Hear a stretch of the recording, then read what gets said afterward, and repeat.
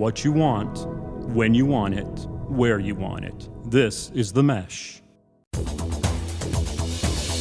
What you want, when you want it, where you want it. This is The Mesh.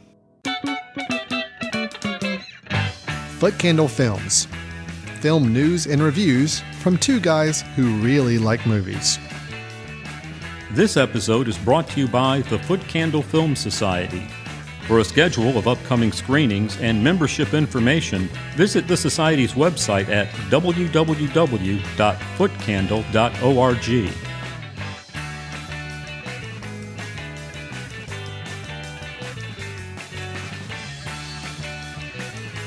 Hello and welcome to Footcandle Films here on the Mesh.tv podcast network. My name is Alan Jackson and with me is Chris Fry. We, as combined forces, are the directors and founders of the Footcandle Film Society and the annual Footcandle Film Festival, which is only a few days away. Are you okay, Chris? Yes. I'm going to try to get a little bit of sleep between now and the start of the festival. We'll see whether or not I succeed. Yeah, we will definitely see. This year's festival being both an in-person and virtual festival. It's going to be interesting. It's going to be fun. I think we're going to have a good time. We've got a lot of great films to share. We'll talk about that a little bit later in the show, kind of tease some more about the festival. But let's get into what we're actually here to record today, which is Footcandle Films. This is our ongoing film review and discussion show. We share reviews of new films that are out in the movie theaters or online for streaming. We also talk about some news items of some upcoming interesting projects that we're going to be watching or curious about. And then also we always end the show with a recommendation from each of us of a film we think might be worth checking out. My recommendation today, Chris, may our longtime listeners, and you know who you are, it may be a surprising pick today. I'll just say that. Not exactly what you would normally see in the Alan Jackson wheelhouse of film recommendations. Okay. So we'll see how that goes over. Yeah, it should be fun. Just a little teaser there for that. But Chris, we do have two films we're going to be reviewing today in the show. First up, we'll be reviewing the latest Marvel Cinematic Universe entry, Shang-Chi and the Legend of the Ten Rings. We'll be following that up with a film review of 9 Days, new independent studio film from Sony Pictures Classics that we'll be discussing. Then going on to our news and recommendations. So what do you say we go ahead and get started? Let's do it. All right. Going into our first review, it is Shang-Chi and the Legend of the Ten Rings. I gave you 10 years to live your life.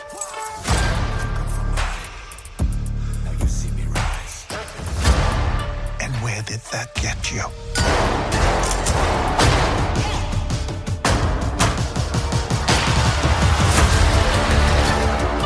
You walked in my shadow.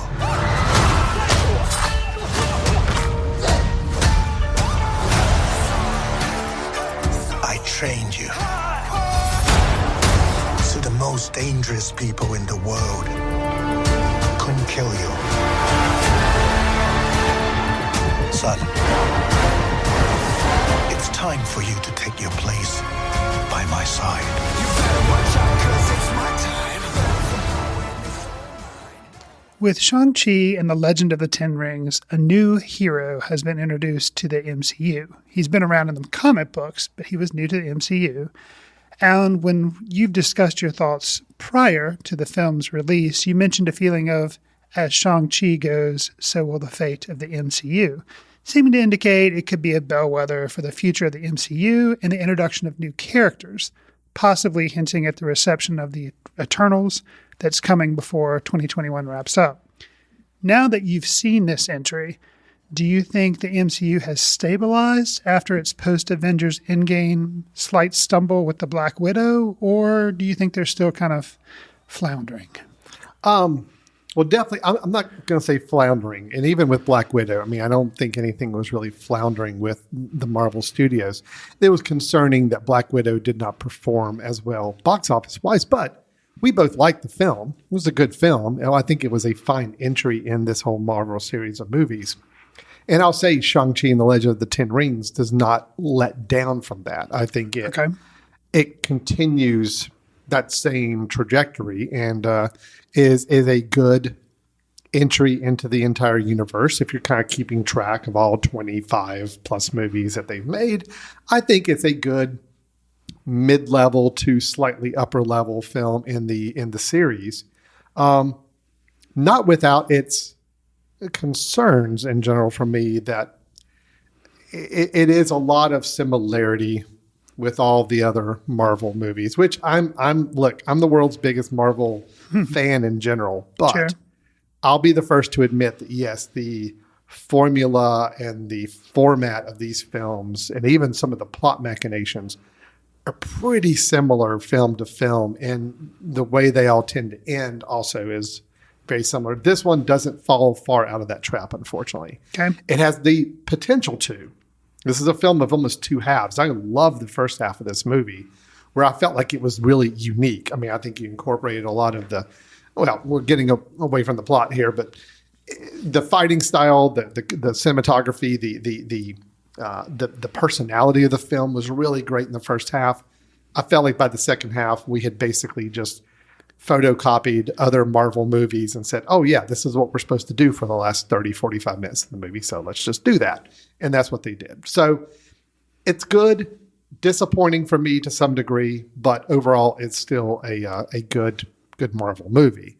I guess we should say a little bit about the plot, just, just Sure. a little more about it. So Shang-Chi, as you kind of hinted at, a new entry into the Marvel universe. He is someone that we learn early in the film has a secret past that he isn't really opening up and sharing with his best friend, played by Awkwafina, until his father, who is somewhat of a crime lord in Asia, and kind of comes back into the forefront and is trying to get Shang-Chi to kind of come back in and be a part of his dynasty with him. And that's when the action kind of starts. So we have some kung fu elements. We have some mystical elements. We have a lot of action. We have the typical Marvel comedy with characters. So overall, I thought it was good, but nothing earth-shattering, which I was hoping for something a little different here. Chris, what's your thoughts on this film? I think we kind of fall more or less along the same lines. I mean, I was pleased because I was afraid. I'd seen two other martial arts films leading up to this just this year, both in the theater, actually, which is kind of rare, considering the pandemic. I'd seen Mortal Kombat, which was terrible. And then I saw Snake Eyes, which was slightly better, but still, and both Less terrible. Less terrible. Okay. And Snake Eyes was similar to this one. It was kind of building an origin story, and it kind of fell into the trap of just being an action movie. But I mean, it was better than I thought it was going to be. So for this one, I was like, okay, how are you going to take a martial arts action film, slam it into the MCU, and make it work? And it's an origin story which has its own problems sometimes, because it's there again. It's kind of, obviously you start at point A, and by the time you get to point B at the end of the film, you're a superhero. So that's what this film is doing, because it is an introduction. But I will say, for me, I guess it helps that I knew nothing of this character at all. You could have told me that this character didn't actually exist and they made it up just for this movie, and I said, oh, okay, I believe that. So that helped. So the whole origin part, I guess the first 2/3 before they get to the final battle, kind of the last 20 minutes, 30 minutes of the movie, that was all very interesting to me. What made this film unique too is that, I don't think I'm really spoiling anything, but Tony Leung, who plays Shang-Chi's father, and then we'll go ahead and say that Shang-Chi is played by Simu Liu. So you've got Simu Liu, and then you've got Tony Leung, kind of father-son. Tony Leung, I've seen him in other films, and he's just a really huge presence on screen. And I liked the fact that and normally this is a problem for me. If you give somebody who's just kind of like seemingly kind of a normal bad guy, that a lot of times can be kind of boring to me. Basically, he's more or less kind of human, except he does shoot rings. But, more or less, he's human. And that to me kind of gets boring. I like my bad guys to be kind of fantastical or be really domineering. That was kind of my problem with Black Widow, actually, flashing back to that film. The main bad guy, not the little killer one that ran around, but the main guy, bad guy played by Ray Winstone, was just a dude. And Yeah. so that kind of made me bored. Whereas with this film, I really liked the power dynamic between father and son and him trying to bring him into the Ten Rings organization, which I guess is like a shadow ninja assassination type group. So I thought all that was really, really interesting. I do see what you're saying about the formula of Marvel movies. And especially the last, I guess Yeah. for all superhero movies, because DC movies is. fall into this too. No, it is. And it's not exclusive to Marvel, but Marvel's kind of perfected it to a science, I feel like, in a way. Well, and they've had way more movies than DC at this That's point. true. But, it's basically let's go overboard on the CGI action. Let's make it just a big spectacle for the last 30 minutes of the film. Some a little incoherent at times, a little tough to follow. And more than anything for the ending of these films, it's just tough for me to really relate. I feel like I'm still watching the characters. I feel like I'm just watching animations on screen, animated representation of these characters. Wait, you mean the dragons aren't real? No, I'm afraid the dragons are not real. And I love dragons. That's my thing. I love dragons. And Okay. when I got excited when I saw there were dragons in this movie, but then it just turned into this just big, overblown kind of spectacle for the last 20, 30 minutes. And it's just getting old, I guess is the thing for me. But I loved everything up to that point. I mean, there was even a couple points I'm watching this film with my youngest son where we even looked at each other like, oh, that was really good. Oh, that was great. So we were really into it. And then it just kind of like the air just kind of got let out of the tires when you get towards the end, because I think we're just kind of numb to that now. It felt like there just wasn't, it's hard to feel like there's any real stakes when you feel like everything is just CGI animated all over the screen, and it's hard to really feel like there's any real thing to worry about or care about with the characters. So that's my big disappointment with the film. If you had asked me to review it before the last 30 minutes, I'd be like, yeah, this is great. This is a really, really good Marvel movie. And afterwards, I'm like, yeah, I mean, it's a fairly slightly above average Marvel movie for me. So What are your thoughts on some of the performances in the film? I really like Simu Liu. I think he's great. And he's not someone I was familiar with. I know he's only Me neither. been, I think Kim's Convenience is a TV show he's been on and a couple other smaller roles, but he's really good. He's an action star. He's got great charisma. He's likable. He feels human. He's just a really great character.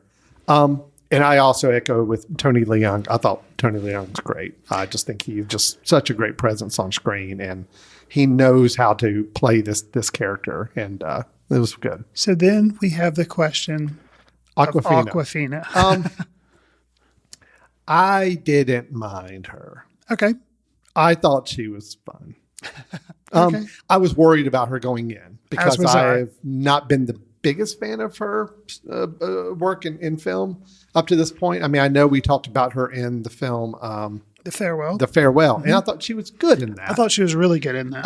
But her comedy, I think the trailer kind of scared me a little bit that it was all going to be one-liners. And granted, for most of the movie, yeah, she is there for comic relief. Right. But she gets some nice moments late in the film. And that is the one part of the ending of the film that I really did like, and I wish they'd done a little bit more with, was kind of her taking on a little higher role and kind Sure. of what that meant for her. And I like that. So, no, I thought she was good. I liked her. Yeah, I thought she was good too. And like you, I was concerned. I did like her in Farewell, but that was more dramatic. But things like Crazy Rich Asians or the animated Raya and the Last Dragon, where she just played the voice of an animated dragon, it was too much Awkwafina for me. Too jokey, but that was her role in those films. But in this one, yeah, she does provide comic relief, but there was enough drama built in with her. And I think I've heard, chatter online that a lot of people were surprised that she was in this film as much as she was. And I guess in a way, because she's not the lead character, she is kind of a sidekick, it was surprising to see her on screen as much. You mentioned how in the third act, she does have kind of a role. Her role to steps play. up a little bit. Mm-hmm. But I think now, having seen the film, if I think about it, she is a pretty big name going into this film. Sure. People know who she is. So I guess it's not surprising. And I thought it worked. Well, here's what I really liked about her and Simu Liu as Shang-Chi. They're best friends.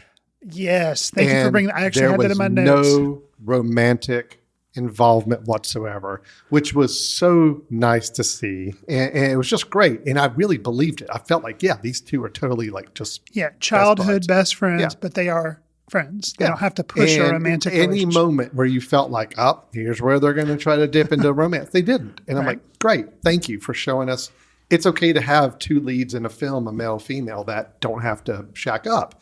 And then there's even one moment where she kind of lays her head on his shoulder, like towards the end. And it's like, yes, that could have been your moment to just say, oh, now let's have the romantic sparks go. No, they're just good friends, and they just enjoy each other's company, and they rely on each other. And it was great to see that. So I thought that was nice. I'll mention something else that I really appreciated. And this was early in the film. And that, okay, so I'll go ahead and say what I really appreciated about it too before I make a second point just occurred. The bus fight. Yeah. I really liked a fight sequence that was done on the bus because it reminded me of something like Infernal Affairs or one of these other movies that's just like, it's an action movie that uses karate or kung fu or jiu-jitsu. I'm terrible with all the different terms, but basically doesn't use guns or car chases. Right. It's just this, but it's confined, and they're like running up the sides of the bus, or the insides of the bus, and grabbing onto handles. And I really thought that was unique and not something I'm used to seeing.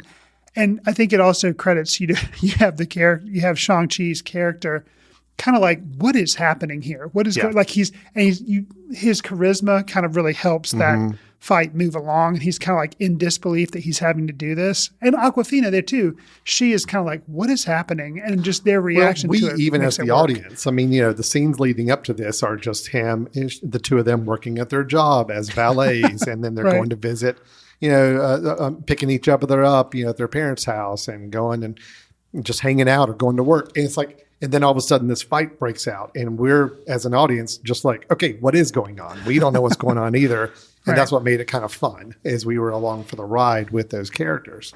So no, I agree. I think the fight scene on the bus was excellent. I think something I wasn't expecting was that his revelation of, oh yeah, I'm Shang-Chi, and that happens within the first like 10 or 15 minutes. He kind of has to tell like Awkwafina. Well, after character. the bus thing, it was like, yeah, he he's kinda like, has to okay, yeah, explain this it. is happening, and they don't spend like a whole first Yeah. half of the movie or even a third. It happens pretty quickly, and I thought that was refreshing as opposed to like building up to that. No, they hop a plane and they're over there like, finding out what the deal is pretty quickly, and I appreciated there wasn't a whole lot of build up in that respect. Yeah. Also, martial arts sequences that happened after that were very simple and kind of toned down, stylistic, that recalled like wuxia films, where he would be having these training things when he was younger, flashbacks to those, or when he was late in the film, when he was being, I guess, trained again by his aunt Ying Nan, played by Michelle Yeoh, and she was kind of teaching him this way of kind of focusing, I guess.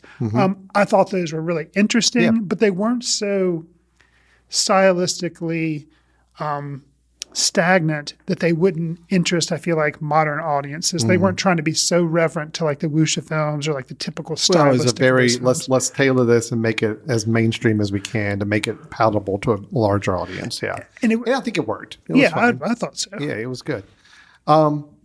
So yeah, I again, 2/3 of this movie, I'm on board. I'm digging it, and it's just I just wish the ending was more unique. I try to think back to all the Marvel movies and the way they end, big fight scenes, big spectacle scenes, and it's kind of half and half. Half of the films I think have found more unique ways or more nicer ways to end the films or have it the conclusion.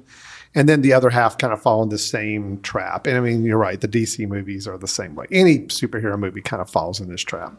I just wish with this one, since we had different type of power set and different type of characters and different type of, geography, location, it's just a perfect opportunity. Let's do something a little different for our big finale scene. And instead they didn't. And it was just all over the place and big and not as exciting for me. So I'll kind of transition to two of my negatives, because overall I'm pretty positive on the film. I think as you've mentioned, kind of the ending, the CGI, final boss battle thing was it did kind of lose a little bit for me there. But so the tough issue of fan service and what some people refer to as franchise care, referencing back to other movies, referencing back to, there are two instances of it in this film. One is the appearance of Wong from Doctor Strange. Yeah.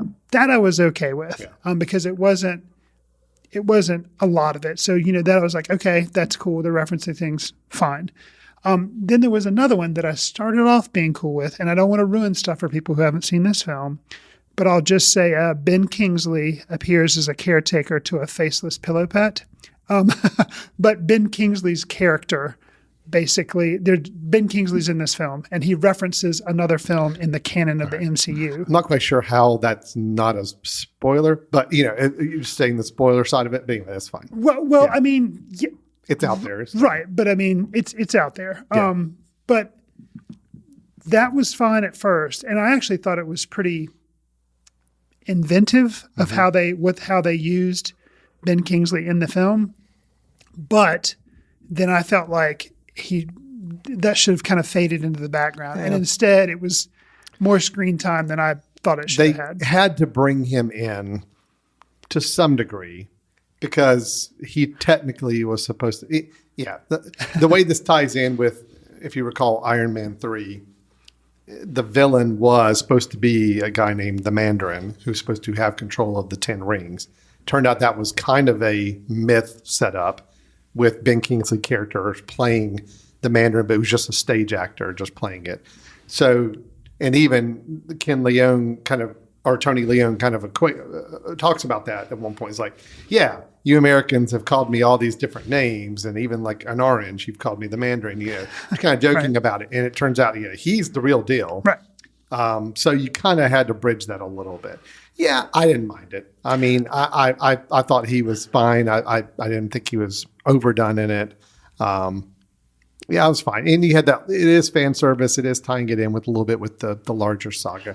I think overall the film did a good job of not going too deep into feeling like it had to be all, let's bring in a whole bunch of other superheroes for cameos and let's do all this. It was fairly self-contained as it is. I mean, with, like you said, Wong being the only one who really was kind of there to kind of tie some things in a bit. So, yeah. Now, I appreciated the idea of Ben Kingsley being there and like the reasons he was there, and I liked it, but then I just thought he kind of overstayed his screen time. Yeah. The other thing, and this is stupid, but it's a mindless, stupid quibble with the film. But I thought the masked fighter, Death Dealer is his character's name, played by Andy Lee, that trained Shang-Chi as a young boy and then seemed to be high up in the Ten Rings organization, was far more interesting than who I like to call Knife Hand Beefcake, or the film calls Razor Fist.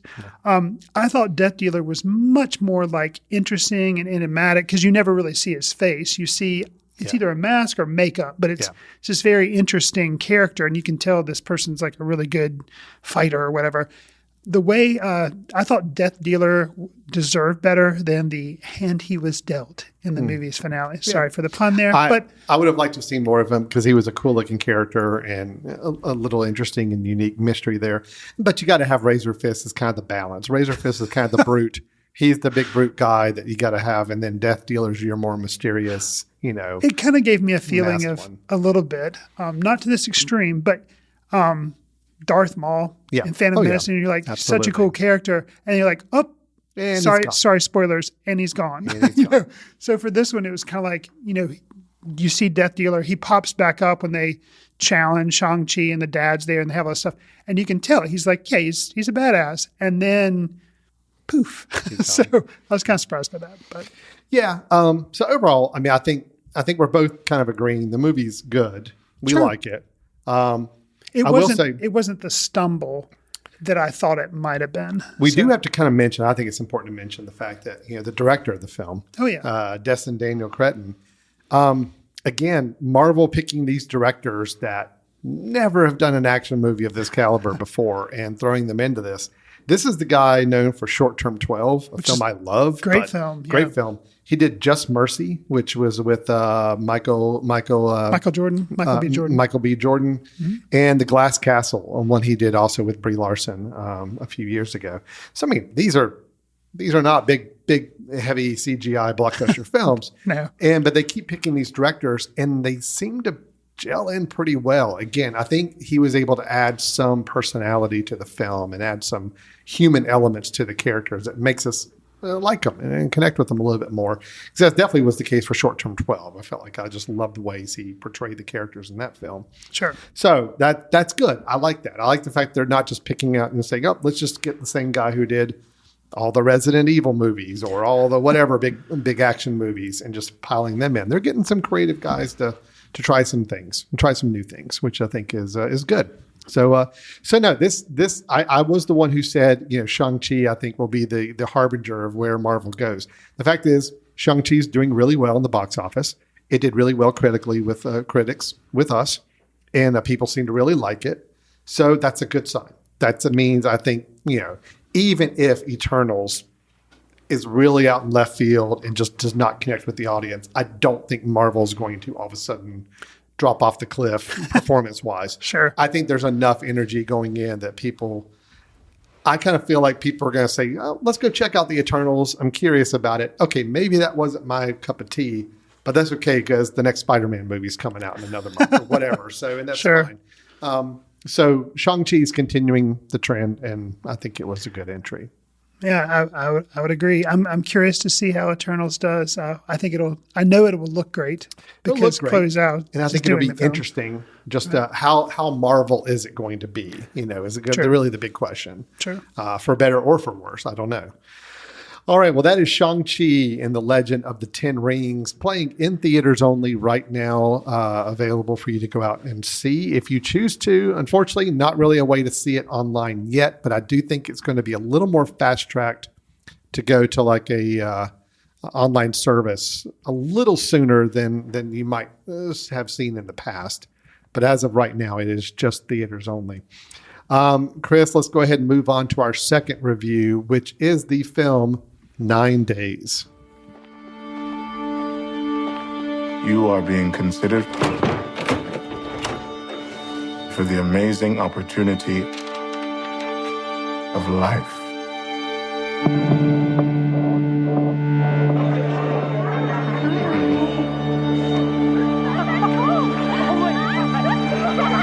If you are selected, you will have the chance to be born in a fruitful environment where you can grow, develop, and accomplish. Am I dead? I wouldn't say you're alive or dead. Are you the boss? I would say a cog in the wheel. In the film 9 Days, director and writer Edson Oda tells the story of a reclusive man who spends his days watching screens that are basically the lives of other people. And then also has to, when one of them is no longer with us, a very surprising action that surprised even this man, then he has to conduct a series of interviews with new people that are basically going to fill that slot as a human soul to be born. Very high concept film, and that little description doesn't really tell you a whole lot more about the film, but that is the general premise, and where we have Winston Duke starring as this man, Will, is all we know him as. Also starring Zazie Beetz, who comes in as Emma, one of the people being interviewed for the chance to take on the role of a human soul to be born. We also have Benedict Wong returning. So he's our twofer on the episode today, both in Shang-Chi as... he's Wong in there. Wong, right. Yeah. I just was forgetting the name. And then here he's in this film as well as kind of a friend, colleague of Will, Koyo. Also starring Tony Hale, Bill Skarsgård, and several others as those various people being interviewed for their position to be a human being, to be born as a newborn on Earth. So, Chris, with a high concept film like this, it's safe to say you could go into this film. It's it's not always going to be everybody's cup of tea. Sure. It does take a little processing and a little digesting to kind of see if you're on board with this film or not. And obviously, there's a lot of symbolism. There's a lot of ways you can read different interpretations of what's happening with the film. All that's fine and well. Let me just ask you the question. Did this film work for you at all? Yeah, it did. The film did work for me. I was leery going in that it was just going to be a lot of talking. And there is a fair amount of talking. There's not action scenes as you would expect, in other different types of films. It's a lot of talking, and it's a thinking person's movie. It is deliberately paced. It's, runtime's a little bit over 2 hours. But the acting, all the acting across the board, the actors, all the actors you mentioned, I thought were doing great and were really engrossed in their performances. The thing that helps the film, even though this is director Edson Oda's first feature-length film, and he both wrote and directed it, it's amazing what he did in this first film, because a lot of them are conversations, but the way he stages them, the cinematography that, his cinematographer used, just things are always visually interesting. Even if people are talking, the way he shoots them talking, or the different scenes inside this house, or the house is, I guess, on a beach or just out in the middle of kind of nowhere. It's kind of this like empty zone, kind of like in a desert or something. We're not really sure where it is because it's technically in negative heaven or where, who knows. But they do a good job just kind of giving you this emptiness, but somehow making the emptiness interesting. So I really liked it. And like I said, I was kind of surprised and kind of leery because I knew the running time going in and knowing it was just going to be a bunch of people talking. Winston Duke specifically, I was only familiar with him from his role in Us, where he plays the father. And he was good in this, but I was worried because he was so, for most of the running time of the film, he's so tamped down and contained and doesn't reveal a lot. And that's his character, because his character, Will, is very withdrawn. That I was, at the end of the film, I was like, well, if we don't get anything more than him, that was his assignment, was play this guy who's emotionally, damaged somehow. We don't really know how, but he's not going to show us why. He's just going to be very contained. But man, he gets a monologue towards the end of the film, and it was just like, okay, yes. And he really, that was his Oscar moment. So I was really glad to see that we got to see him open up. I mean, you don't remember him as M'Baku in the Avengers movie? Or No. Black Panther? No. No, really? No. Yeah, in Black Panther, he's like the leader of one of the other tribes, other groups. Okay. And he's in the Avengers big in-game movies as well. So. Okay. Yeah. No, I know him from Us. Okay. All right, that's good I've enough. seen both those movies, but I guess the roll call of characters washes over him. So, well, that's interesting. Are you done? I can go on about some other positive points, but I was just, what are your thoughts? I love this film. Okay. I saw it twice. Okay. Loved it more the second time than the first time. It's probably my favorite film I've seen this year. Wow. So At right least now in it's like top- your number one film. Well, at least in the top three. It's going to bounce around. I'll have to really sit down and evaluate a little bit later here in the year. But yes, Okay. it's in the running for sure. I enjoyed every moment of this. Winston Duke, you mentioned as well. Yes, I was feeling like it was going to be a one-note performance for most of the film, but he actually has two moments. One is honestly the monologue you mentioned at the end. That's absolutely not going to spoil it, but it's great.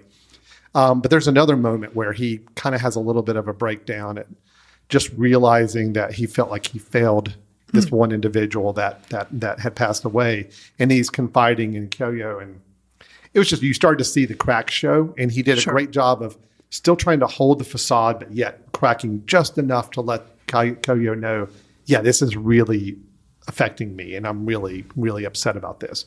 That's a great performance. So I think the fact that we get so used to a character, and then when he shows us the cracks, we believe it, and we believe that he is truly trying to hold it together, but still he's having a real emotional breakdown. And it was just great. It was a very nuanced performance, I thought. Overall, all the performances I loved. I can't really think of one that did not work for me in this film. Couple of call-outs. Bill Skarsgård plays one of the people being interviewed for this position as a human soul, as Kane, and his role is defined as, well, each of these souls that you meet, which I think is just a great premise in general, interviewing people to become a human being, to be born.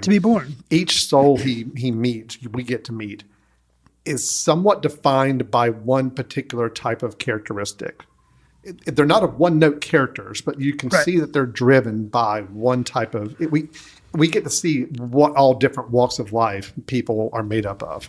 So you have the Kane character played by Bill Skarsgård, who's driven by pessimism and more kind of an underlying anger towards things that are not good in the world, and seeing the driven to set things right. Right. And feeling like there's got to be more of a sense of justice and revenge, and feel like you've got to stand up and take control of things to make things right. And then you meet these other characters, Tony Hale plays Alexander. It's just like, I don't want any drama. I don't want anything to have to think about hard. I just want to be, and I just want to relax, and I don't want to, And so again, we see almost like these caricatures of souls, but they're not so extreme that we don't think they're real. I mean, we feel like all these are real people. Just in getting to see them in this interview style format, one after another, you start to realize, oh wow, this guy definitely has some issues with not being strong and not being caring enough. You see this person is maybe too much caring and too much emotion that they carry.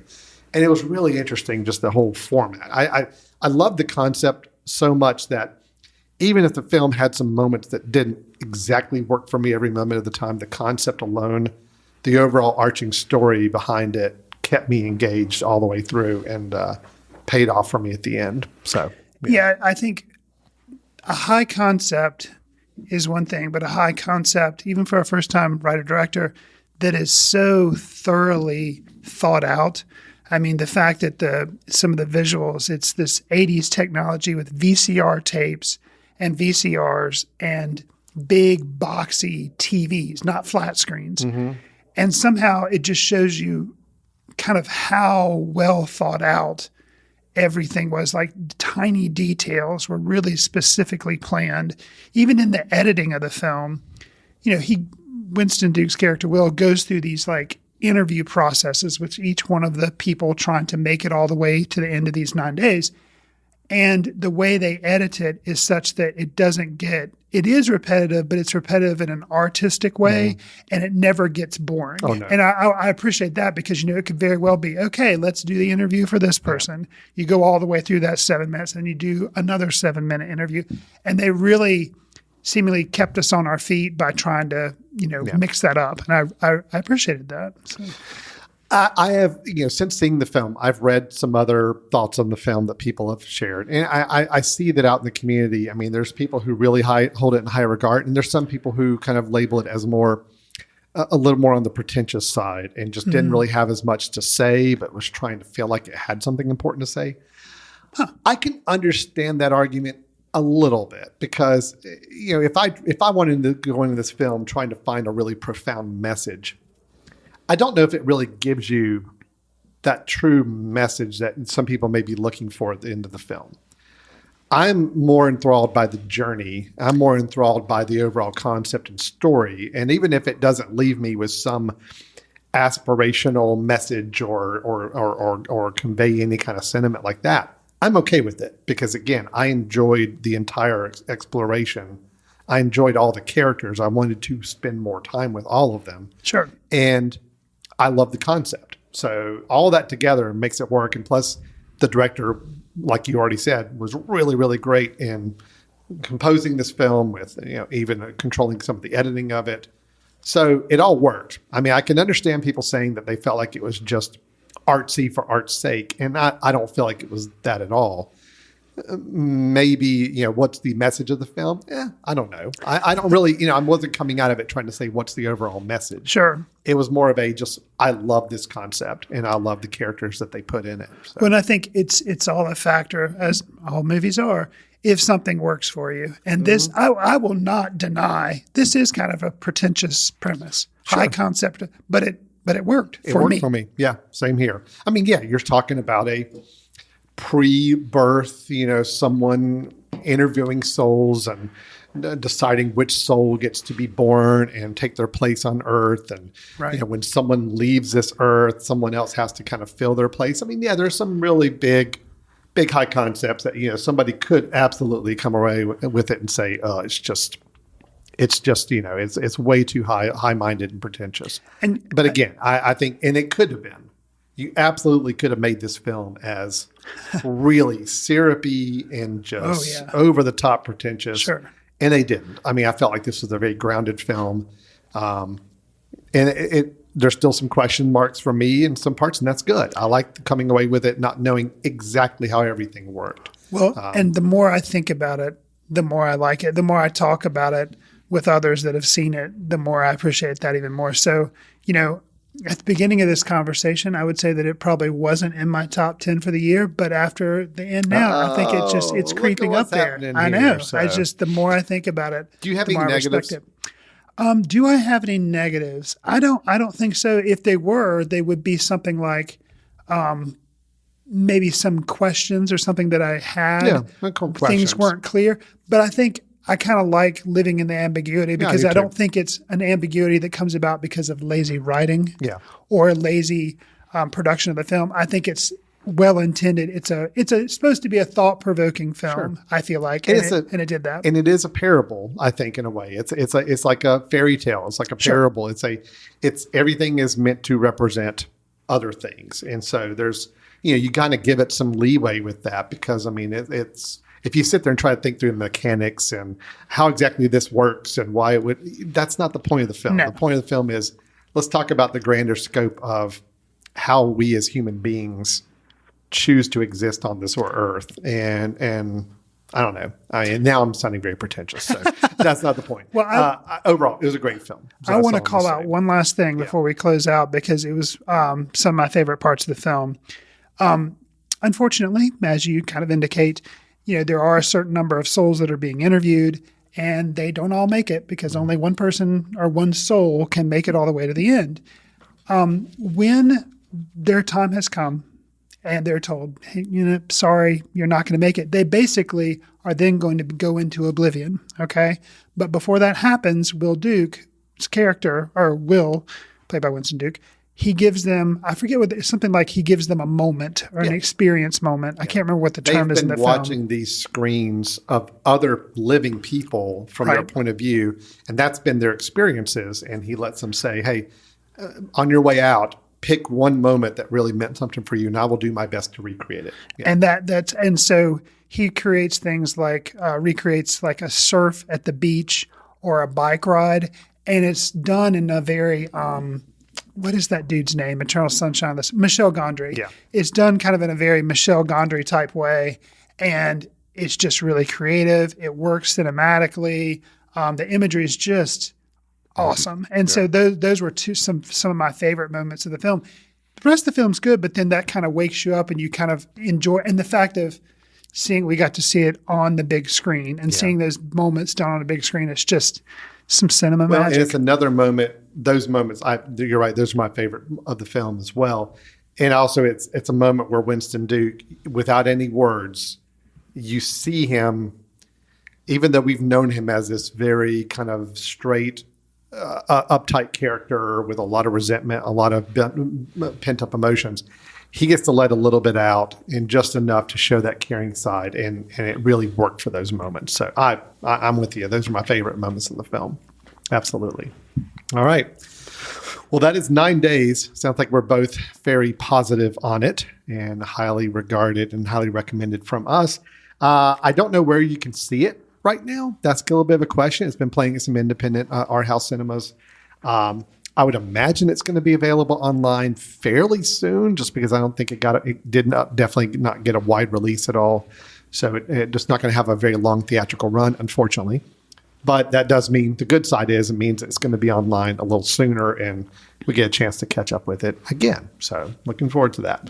All right. That is 9 Days, directed and written by Edson Oda, starring Winston Duke and Zazie Beetz.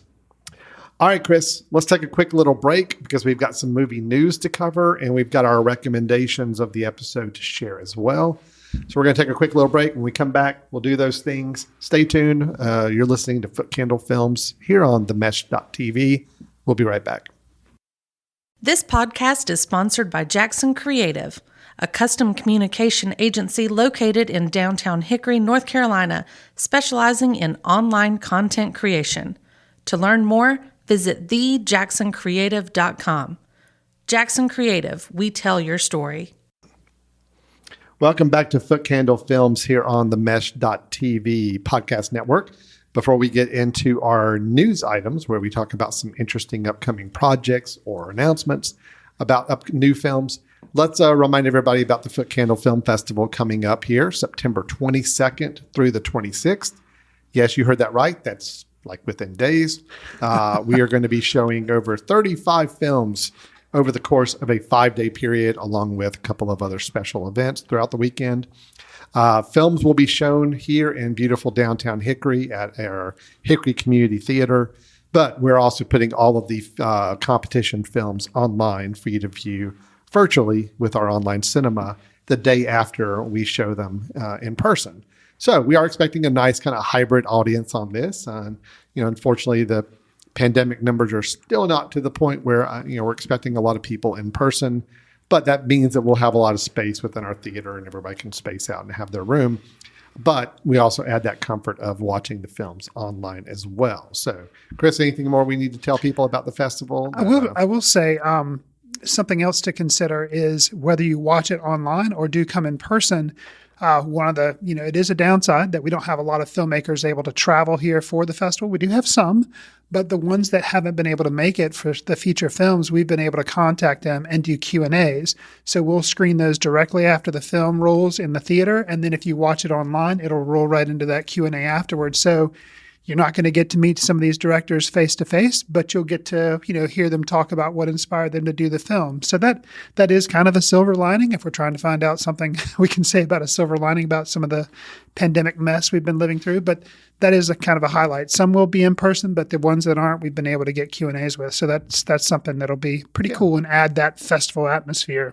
So we're starting off the festival Wednesday night with the free outdoor screening of Raiders of the Lost Ark. That'll be at the Salt Block. If you're familiar with Hickory at all, it's a nice big lawn area. We'll be showing that film for free, so no ticket required.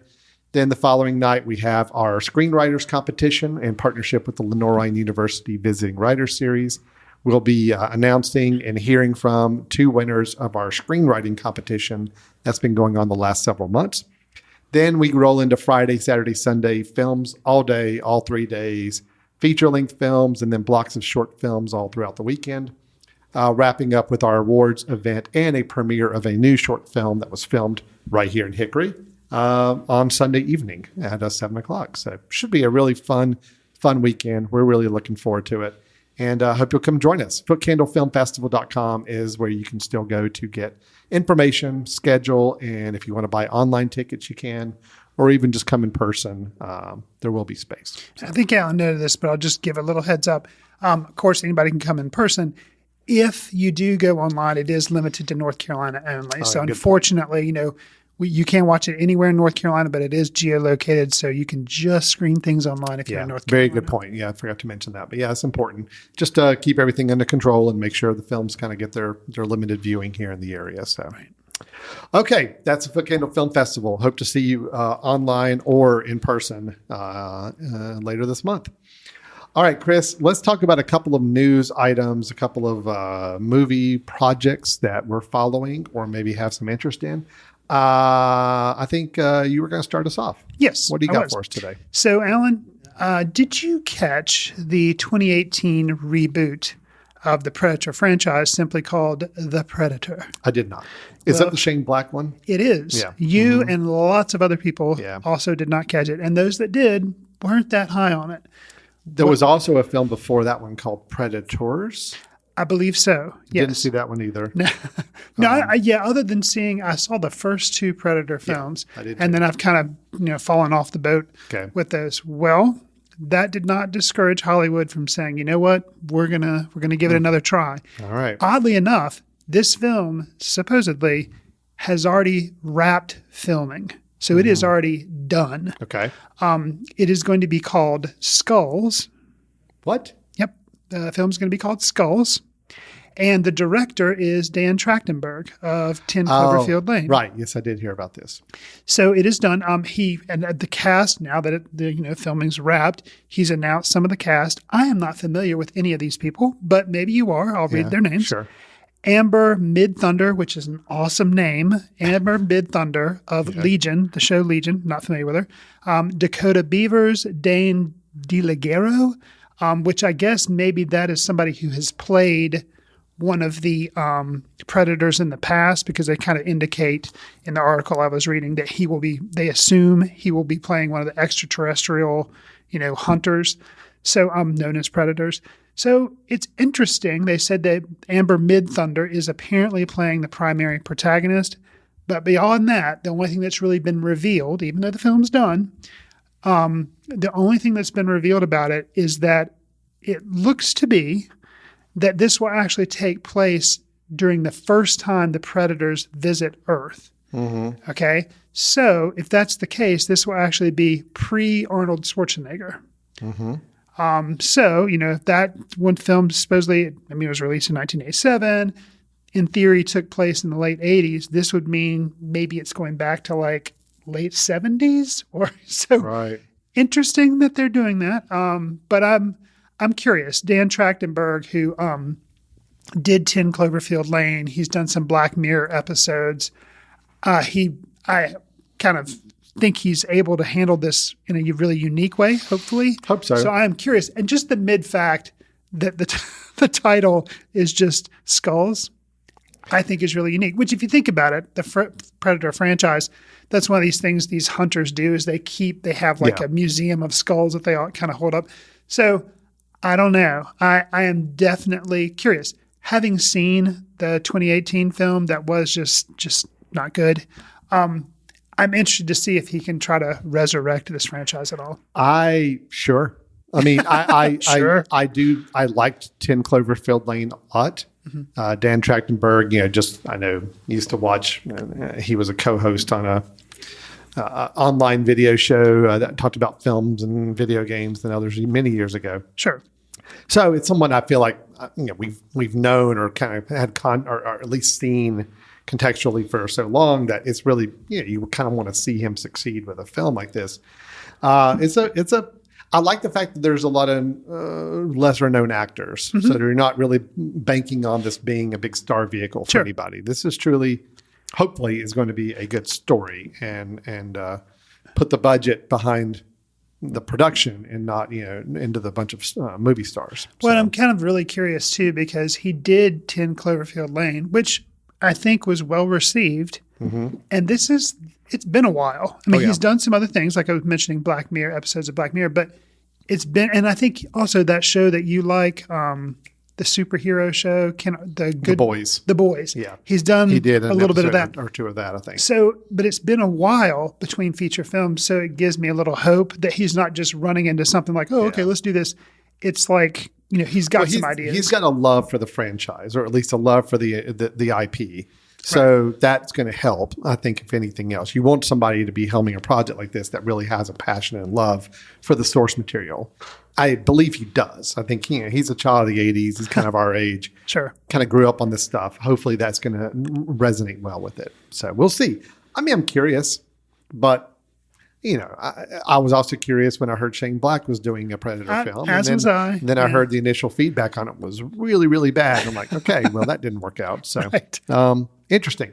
So, okay, it's interesting, Chris, that you kind of got us on the prequel path, because that's also where my news item is going as well. Backstory on a Garfield. Garfield the cat.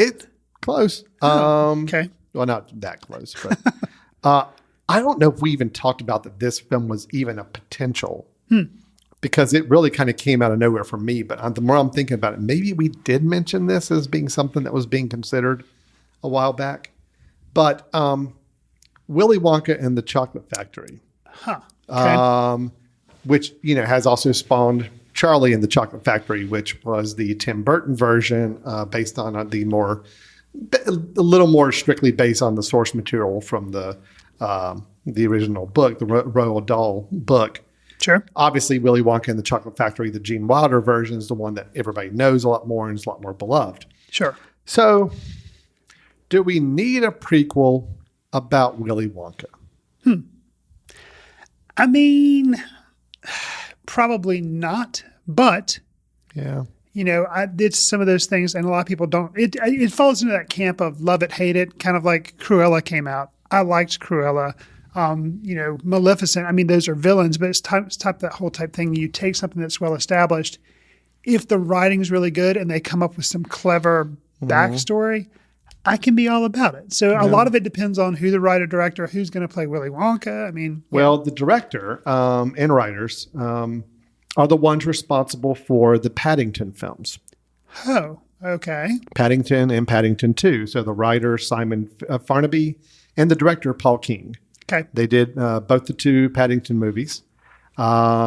Which I've seen both. Have you seen them? I have. Yeah. First, good. Second, great. Yeah, they're good. They're fun, nice movies. I Yeah. liked them a lot. And the movie's been in development since 2016. Oh wow. Warner Brothers has got the rights to the Willy Wonka character. So in 2018, they cast the director and got the script worked on. Okay. The reason this has made some news right now is, they've already announced who's going to be playing Willy Wonka. Okay. And I take it you don't know this. I don't think I do. Okay. Or I forgot. Well, that's not even the news item. The news items is they added, Keegan Michael Key to the film in an Okay. unknown role. Okay. Okay. But Willy Wonka is going to be played by Timothy Chalamet. Maybe I had heard that. It's all kind of coming back to me a little bit when I Okay. start to think about it. But yeah, I think maybe we heard about it before Chalamet was kind of on this big upswing he's been the last Sure. year or two. Sure.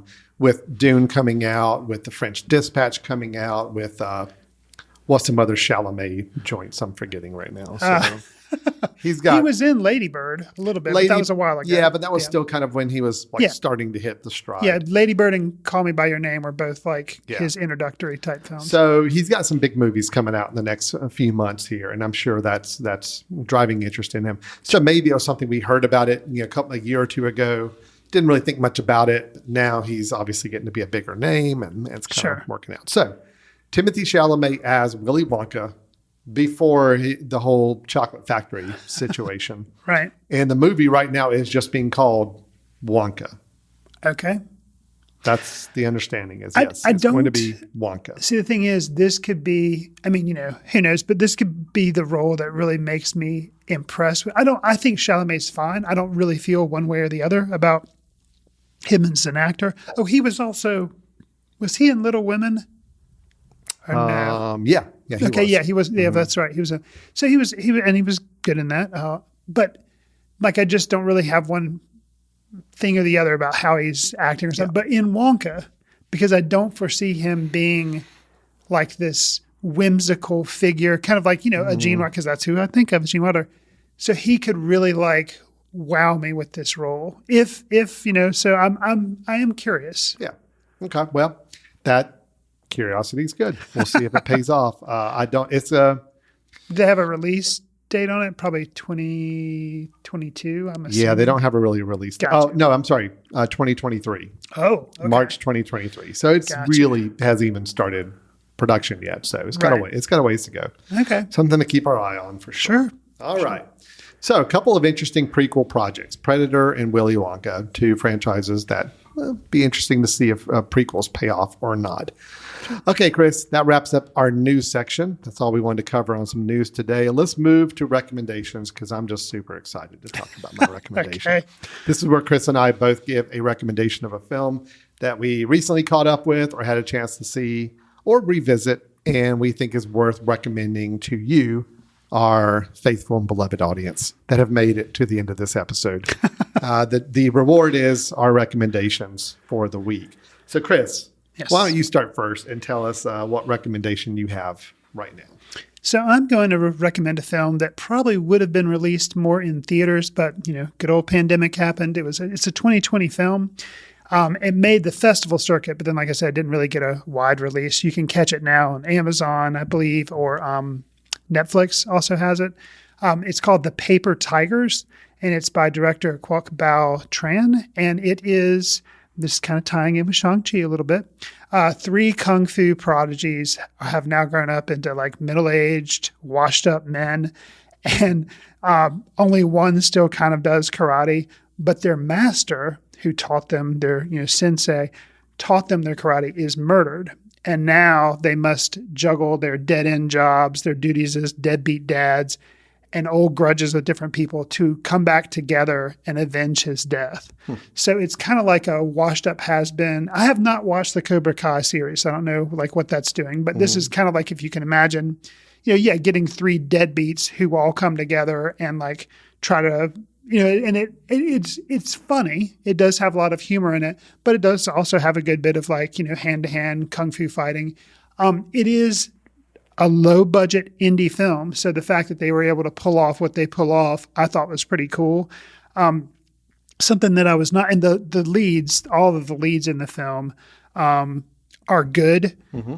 But what surprised me is there's an actor who's kind of like a that guy in this film. His name is Matthew Page, and he is not one of the 3 leads, but he plays kind of one of their rivals, let's say. And he is such a scene stealer in the film. He was just, he plays like the arrogant, rival or whatever. So I guess he would be a member of like Cobra Kai if he was in the Karate Kid movies. But I really enjoyed it. It is kind of more, tends towards more of the heartwarming family type thing. But I enjoyed it, had karate, and it made me, when I was watching Shang-Chi, it made me think a little bit of this film, The Paper Tigers. So The Paper Tigers. The Paper Tigers. It's on Netflix, and I think it's actually also available on Hoopla, which is a free library service if your library participates in it, that you can rent movies online. So that's The Paper Tigers. Okay, great. That was nice. It's a good recommendation. All right, so now we're going to go to mine. Okay. I am not a big horror film fan, especially horror that is more violent or gory or slasher stuff. It's not my thing. Gotcha. Okay. I typically need my horror films to be a little bit more, go a little more psychological, go a little more artsy or something for me to get involved with it. Sure. However, a new film was released by director James Wan. Aquaman dude. Yeah. So he's the one who did Aquaman, but he got his start he did Saw, the original Saw movie, it kind of set the trend for the whole body horror, torture, porn films. And James Wan has directed a new film. He's gone back to his horror roots with a film called Malignant. Now, I saw the poster. Don't even think I ever saw the trailer for this thing. I just heard on Twitter, and thank you, Twitter, for turning me on. It got me interested in the film. Why did it get me interested? Because everything I saw people posting about this film is that it's bonkers. That's the word I heard. It's a unique film. It takes you to a place that you may not expect, and it just gets kind of nuts. And so that's enough to say, all right, Alan, maybe I should check this out. It's on HBO Max. I basically am getting it for free for my subscription. Sure. Why not? This sounds like a good opportunity. So I did watch this film. Malignant is all about our lead character, Madison, is constantly being paralyzed by shocking visions of grisly murders, and her torment worsens as she discovers that these waking dreams are in fact realities. Now, that in itself sounds pretty generic. Someone who's seeing murders happen around them and finds out they're real, but somehow they're able to see them. Okay. Not anything too interesting or exciting yet. I am here to say that, yes, the film does take some interesting choices. Absolutely. In the last 30 so minutes of the film. To the point, Chris, where I could not decide with this film how much I wanted to laugh or I never rolled my eyes. That's the interesting thing. I never rolled my eyes. I did laugh. And there was one moment in particular, I think when the big reveal happens, I did find myself laughing. And it's more of a laugh of, oh, wow, I can't believe this is where they're going with this. I see. This is a rare occasion where I actually knew what film you were gonna, because you and I talked off air, and I had heard some of the same things about this film, so I actually watched it as well. And yeah, it's you have to give this film the fact that it is a unique horror movie. They had their ideas and they went for it. And sometimes you find yourself laughing at some of the ridiculousness of it all. Well, because it's ridiculous. I think they kind of know that. I think because they do too. Some of the performances and some of the ways it's set up in the beginning, it's kind of winking, paying homage, but also winking to things. And yeah, it is definitely like 60 or 70 minutes in. Yeah, it definitely goes bonkers. Because I'll admit, about 60 or 70 minutes in, I'm kind of thinking, this is kind of a run-of-the-mill horror movie. I'm not really, I guess it's okay, but I'm not really finding anything unique or different about it or interesting about it until they start to roll out exactly what's going on. And I will say it's, just so everybody's aware, it is very violent. Oh, yes. Very gory. Yes. There is a lot of elements of body horror in the film. Yes. So just FYI, be warned, it's not my normal type of recommendation, but if you're just looking for something that is just going for the fences and just says, you know what, let's just really go nuts with this film and let's just take this premise as ridiculous as it is. And it is absolutely ridiculous, but it does have fun with it. And so you know what it reminded me of? Yeah. And this is kind of an odd thing, but it reminded me as if James Wan decided to make an R-rated Scooby-Doo mystery without Scooby-Doo because there is no talking dog. But kind of like how people encounter this thing and there's like a bad guy and they're trying to get clues. And then a lot of Scooby-Doo monsters, and then you're like, wait, how did this theoretically work? And then kind of like the reveal and everything, you're like, oh, okay, that's who the big bad guy is. But still, the ride was so much fun. Yeah. So to me, it was like an R-rated Scooby-Doo mystery because you were trying to figure out how these pieces fit together. Oh, I had a lot of questions about how the pieces fit together towards the end. But, Sure. I think I realized that once the ending was coming into fruition, it's like, all right, look, I can't sit here and medically, scientifically, or anything try to figure out how this would ever work. But let's just roll with it and have fun. So it is not the type of movie I would normally expect to recommend, but I'm going to say, look, it's a it's a fun time if you can stomach it. Sure. And if you just want something that just goes bonkers, and it's the kind of movie that, if I go and try to describe to somebody afterwards who's not going to see it, they just say, tell me the plot of this film. It's like, okay, you need to sit down because this is going to get a little nuts by the end. And it does. So that is Malignant. James Wan, Annabella Wallace stars in it. Acting's not great, but I think that's also kind of intentional. I mean, yeah. You have the lead detective played by George Young is Kyoko Shaw, and they make a real point to always have to say his first name, Kyoko, like constantly through the film. Yeah. He's this like super sharp, good looking guy. And just, it's just, and then of course his partner has to be this very brash woman who's always like negative on everything. It's just, everything is so to the type. Why did they It's not too funny. cast Wanda Sykes in that role? Oh, it was like perfectly made for her. I know. Yeah. I mean, I just Maybe think- because they couldn't pay her. Yeah. But there is a moment when you have the main character Madison talking with her sister Sydney, making a revelation about their family history. And honestly, I honestly think that when this line is delivered and the sister reacts, I almost feel like I heard like some really cheesy, dramatic music play, like dun dun dun type of thing. And it's just, but again, I think they're playing with that. It's like, Sure. I think they're just having fun with how kind of over dramatic they can make this and how ridiculous they can make the premise be in the end. So anyway, Malignant, I'm going to say, give it a shot. Give it a shot. Let us know what you think. But again, just be prepared. It's a pretty rough one. It's a rough one to watch for sure. Absolutely. Okay, Chris. Well, that is our show for today. So we have talked about your recommendation, The Paper Tigers. Talked about Malignant, both of those online that you can watch, one on Netflix, one on HBO Max. Then we had our reviews early on of Shang-Chi and the Ten Rings, which we both are giving a positive review to. Mine's maybe positive, a little slight disappointment just with some of the familiarity that they seem to be rolling into these films. But overall, I still enjoyed it. You seem to actually have maybe a little higher opinion than I do. Yeah, I of think it, so. But we're both positive. Then 9 Days, we were both extremely positive on. I'm going out and saying it's one of my favorite of the year. You're creeping in that territory. Yes. Then we had our news items, prequels for both Wonka, the Willy Wonka saga, and the Predator sequel known as Skulls. Interesting.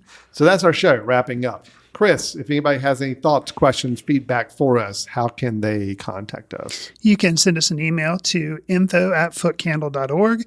You can follow us on Twitter @footcandlefilm. Al and I are also individually on Letterboxd, where you can track what we're seeing, and sometimes we leave short little reviews. As we have mentioned earlier in the episode, the Foot Candle Film Festival, September 22nd through the 26th, is just around the corner.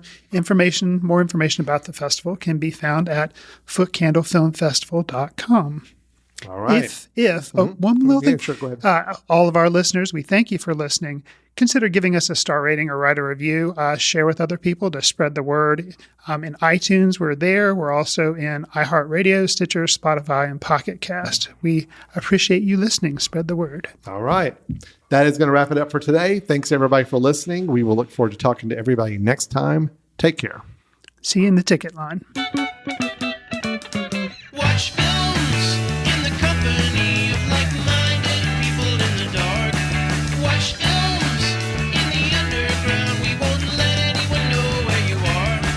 The films that don't make it to Carmike at the mall, or ones that were famous when Grandpa would watch films out of the reverence of the heritage of an art.